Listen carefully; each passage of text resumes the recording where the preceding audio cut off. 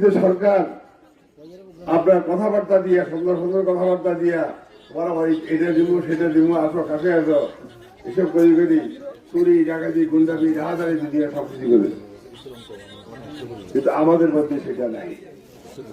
আমরা কঠোর ভাষায় একটা কথা বলে দিতে চাই, আমাদের নেতা কবিদেরকে আমরা বলেছি, আগামী নির্বাচনে আমরা ক্ষমতা যখন আসবো ঠিক সেই মুহূর্তে কোন চোর ডাকাত গুন্ডা বদমাইশ বিএনপির নামে যদি আমাদের কোন দলের নেতার পাশে থাকে, সেই নেতাকেও এক্সপেল করে দেওয়া হবে, তাকে দলে রাখা হবে।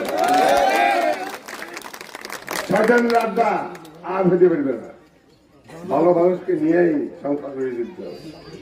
আপনারা দোয়া করবেন যাতে আল্লাহ আমাদেরকে সেই সামর্থ্য দেয়, আমরা যেন আপনাদের সেবা করতে পারি। পরিশেষে আপনাদের সবাইকে আবার